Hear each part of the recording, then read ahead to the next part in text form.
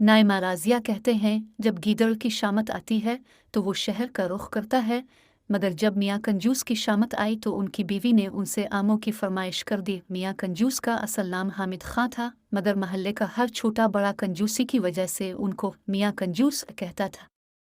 खैर, मियाँ कंजूस ने फरमाइश सुन तो ली, फिर बहुत हिम्मत करके अपने संदूक में से कुछ पैसे निकाले और बहुत शान से अपनी जेब में रख कर बाजार का रुख किया।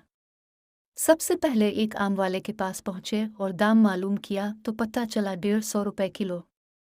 ये सुनते ही मियाँ कंजूस कानों को हाथ लगाते हुए बोले, अरे भाई, इतने महंगे, कुछ तो कम करो। ये सुनकर आम वाले ने जवाब दिया, इससे सस्ते लेने हैं तो आगे जाओ। जारी है। मियाँ कंजूस फौरन आगे हो लिए। आगे चलकर दाम दरियाफ्त करने पर मालूम हुआ कि आम 150 रुपए किलो ही हैं।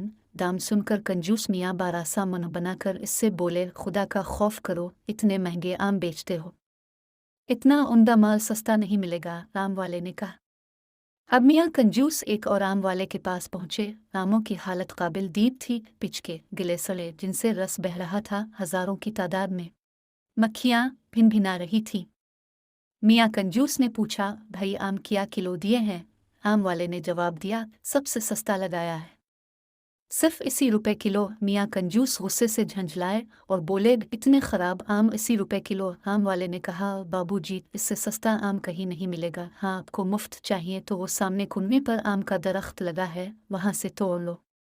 ये सुनकर मियाँ कंजूस बहुत खुश हुए और भागे भागे जाकर कुनवे पर चढ़ गए और अलिफाचेल कर आम तोड़ने लगे। अचानक उनका पैर फिसल गया और मियाँ कंजूस कुनवे में जा गिरे। वो तो खैर हुई कि कुनवा खुश्क था, मगर मियाँ कंजूस गिरते ही अलिफाटे खड़े हुए और कपड़े झाड़कर कुनवे में पड़े हुए आम अलिफाटे कर झोली में भरने लगे। मगर जब अलिफा पर नजर अलिफाटे आई तो बहुत परेशान हुए कि अब कुनवे से किस तरह निकला जाए।